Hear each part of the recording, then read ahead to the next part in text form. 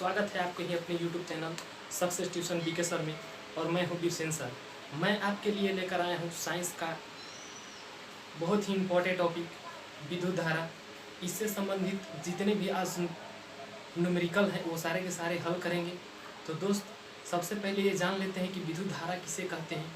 इससे पहले स्टार्ट करने से पहले मैं एक बात बताता हूँ कि यदि आप मेरे चैनल को सब्सक्राइब नहीं किए हैं तो प्लीज़ इसे सब्सक्राइब करें, लाइक करें, कमेंट करें।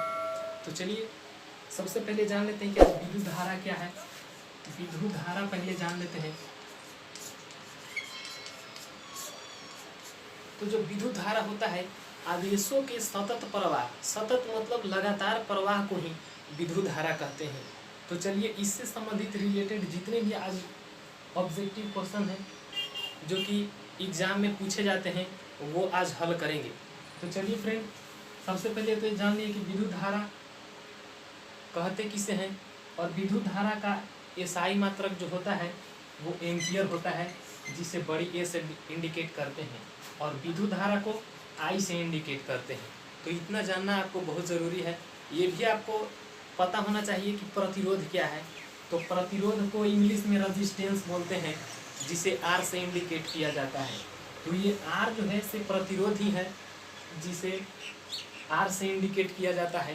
तो ये प्रतिरोध जो है से विद्युत धारा के सतत प्रवाह में जो रुकावट डालता है उसे ही प्रतिरोध कहते हैं, रेजिस्टेंस कहते हैं।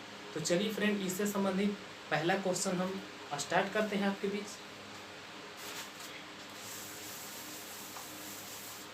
चलिए, तो फर्स्ट क्वेश्चन मेरा कहता है कि यदि एक तार से 15 मिनट में 450 कूलम्ब आवेश प्रवाहित होता है तो विद्युत धारा के मान को गणना करना है। सर, विद्युत धारा का मान क्या होगा? जो पहले दिया हुआ है उसमें पहले हम लिख लेंगे कि जो 15 मिनट दिया हुआ है वो क्या दिया हुआ है, मेरा समय दिया हुआ है। तो टाइम बराबर कितना हो जाएगा आपको 15 मिनट। 15 मिनट मेरा समय हो गया। और क्या दिया हुआ है? 450 कूलम्ब आवेश दिया हुआ है नहीं। तो चलिए Q बराबर क्या हो जाएगा? आवेश को बड़ी Q से इंडिकेट करते हैं। आवेश हो जाएगा 450 कूलम्ब हो गया। Q बराबर 400। अब ज्ञात क्या करना है? कह रहा है कि विद्युत धारा के मान को गणना करना है कि विद्युत धारा के मान क्या होगा। तो चलिए एक हम लोग फार्मूला पढ़े थे, I बराबर Q/T। ये फार्मूला हम लोग पढ़े थे, I बराबर Q/T, अर्थात विद्युत धारा बराबर 1 कूलम्ब बटा में होता है समय, टाइम होता है। तो चलिए दोस्त, ये कितना कूलम्ब है? 450 कूलम्ब है। और क्या करेंगे? टाइम पहले दिया हुआ है किसमें? मिनट में दिया हुआ है। तो मिनट को पहले किसमें चेंज करेंगे? 60 में चेंज कर देंगे। 60 से गुना कर लेंगे तो किसमें हो जाएगा? सेकंड में हो जाएगा। तो चलिए इसको काट दीजिए, 1 0 से 1 0 कट जाएगा। अब 15 तिया 45, 3 बार में 3 दूनी 6, अर्थात 1/2 के मतलब कितना होता है? 0.5। ये 0.5 जो आया वो विद्युत धारा क्या है मान, अर्थात विद्युत धारा के सही मात्रा क्या होता है? एम्पियर होता है। इसीलिए हम इसे एम्पियर में रखेंगे। यही मेरा आंसर हो गया। तो इस तरह से अगला क्वेश्चन की बात करते हैं फ्रेंड। सेकंड क्वेश्चन कहता है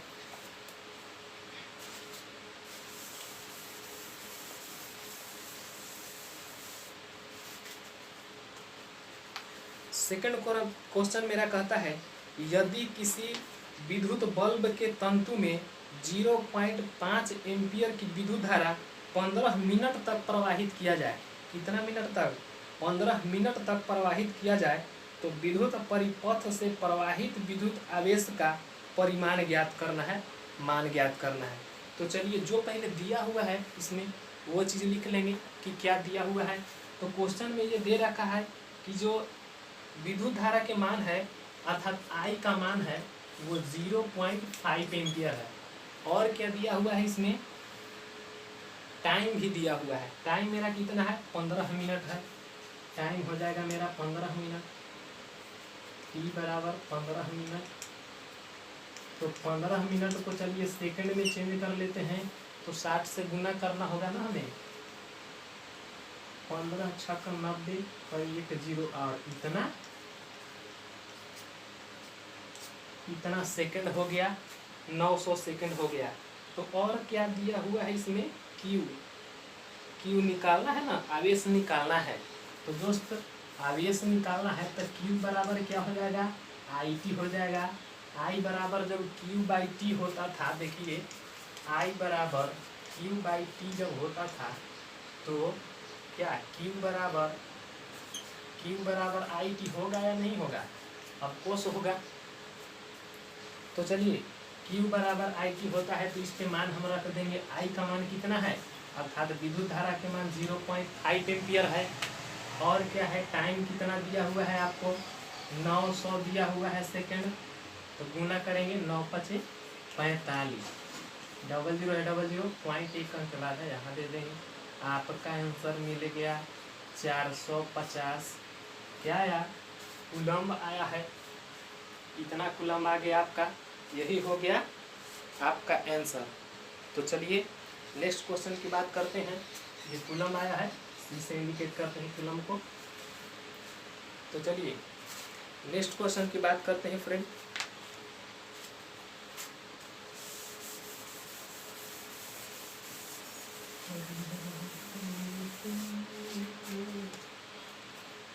चलिए 3 नंबर क्वेश्चन कहता है, 3 नंबर क्वेश्चन कहता है कि यदि एक बल्ब में 3 घंटा तक 0.4 एम्पियर की धारा प्रवाहित की जाए तो उसमें कितना आवेश प्रवाहित होगा। देखिए कैसा क्वेश्चन दिया है, जो पहले इसमें दिया हुआ है वो चीज़ लिख लेंगे, बहुत इंपॉर्टेंट क्वेश्चन है ये। तो चलिए हमको समय दिया हुआ है, कितना दिया हुआ है, समय बराबर अर्थात टाइम बराबर कितना 3 आवर, 3 घंटा दिया हुआ है। तो 3 घंटा को पहले सेकंड में कन्वर्ट करेंगे। तो सेकंड में कन्वर्ट करने के लिए पहले तो मिनट में करेंगे, तो 60 से गुना करना होगा तब मिनट में हुआ। अब इसको हमको और 60 से गुना कर देंगे तब जा कर के ये सेकंड में हो गया। तो चलिए इतना हो गया सेकंड, टाइम हो गया। और क्या दिया हुआ है, कह रहा है कि 3 घंटा तक प्रवाहित किया जा रहा है, तो 0.4 एम्पियर के धारा प्रवाहित किया जा रहा है। अर्थात विद्युत धारा के मान दिया हुआ है, I बराबर 0.4 एम्पियर, इतना धारा प्रवाहित किया जा रहा है। तो और क्या निकालना है, अब हमें आवेश का मान निकालना है। कहता है कि उसका कितना आवेश प्रवाहित होगा। तो आवेश Q बराबर क्या होता है, अभी मैंने पढ़ा है कि Q बराबर IT होता है, Q बराबर IT होता है। तो Q का मान कितना, Q बराबर IT, तो I का मान कितना दिया हुआ है आपको 0.4 एम्पियर है। और कितना समय दिया हुआ है मेरा 3 × 60 × 60। इसको हल करेंगे तो 6 × 18 18 और 18 × 54, 6 6 36 और 4 × 12 12 6 72 बढ़ती आई 36 2 और 6 × 12 13 3 420। चलिए इसको हल करके आया, गुना करके 4 3 2 0 0 इतना आया। तो एक अंक के बाद पॉइंट बैठा देंगे हम लोग, यहाँ बैठा देंगे। तो इतना आ गया 4 3 2 4320 कोची आया, कूलम्ब आया। कूलम्ब को सी से इंडिकेट करेंगे। तो यही मेरा आंसर हो गया। तो चलिए फ्रेंड नेक्स्ट क्वेश्चन की बात करते हैं।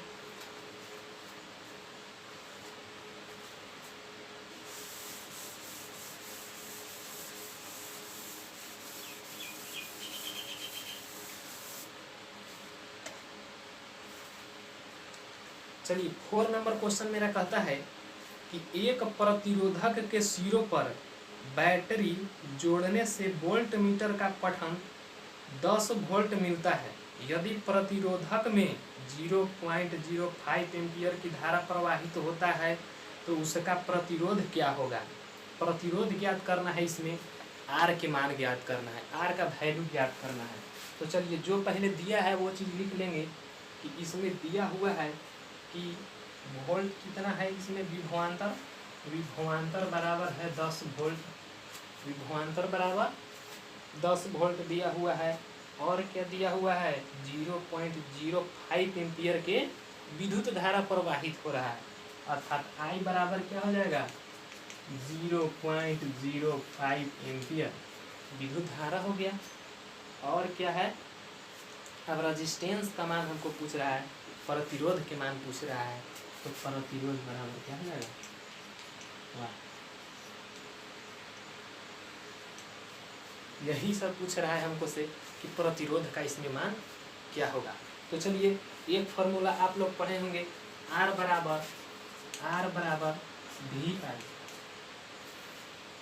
बराबर वी आई होता है। तो चलिए V का सब मान बैठा देंगे, इसमें V का मान कितना है 10 है, और I का मान कितना है, I अर्थात विद्युत धारा के मान है 0.05 है। इसको कैलकुलेट करते हैं, इसको दशमलव को हटाने के लिए ऊपर 100 से हमको क्या करना होगा, गुना करना होगा। तो चलिए इसको काट दीजिए, 5 दूनी 10 अर्थात कितना गया 200 रेजिस्टेंस आया है। अब हमें ध्यान देना है कि ये जो 200 आया है वो किसमें रखेंगे, रेजिस्टेंस का SI मात्रा क्या होता है, ओम होता है, प्रतिरोध का SI मात्रा ओम होता है। ये मेरा आंसर हो गया 200। तो चलिए नेक्स्ट क्वेश्चन की बात करते हैं।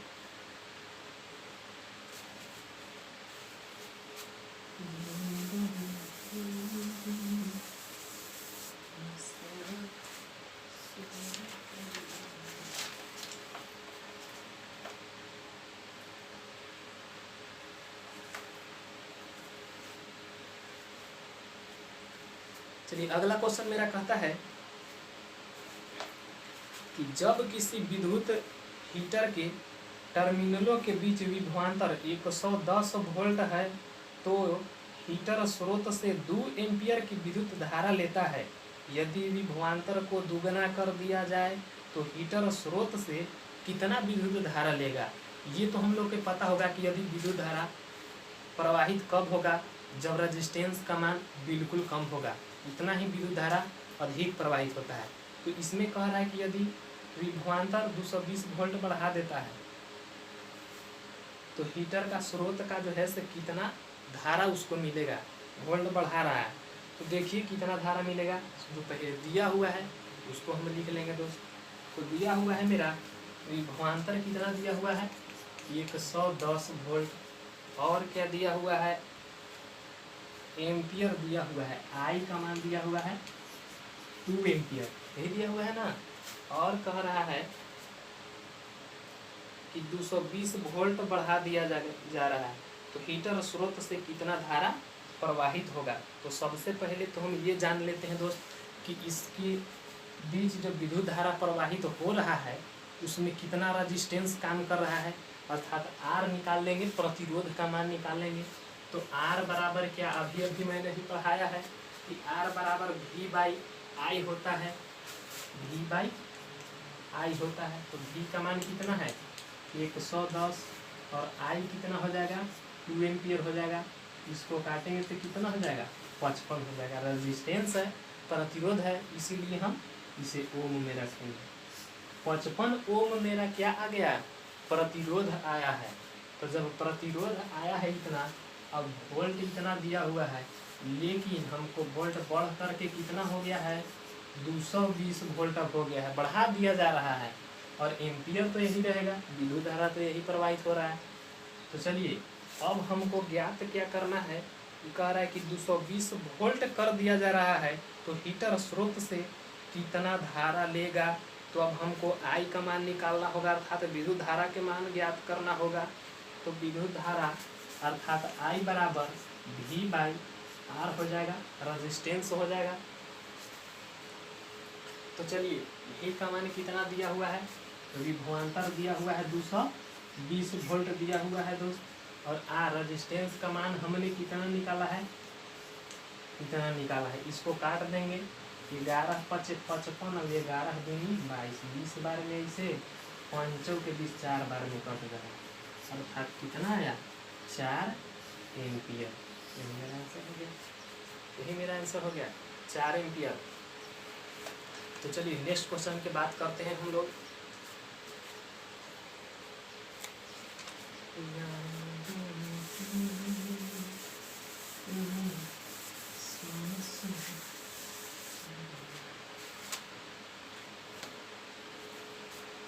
आगे क्वेश्चन मेरा कहता है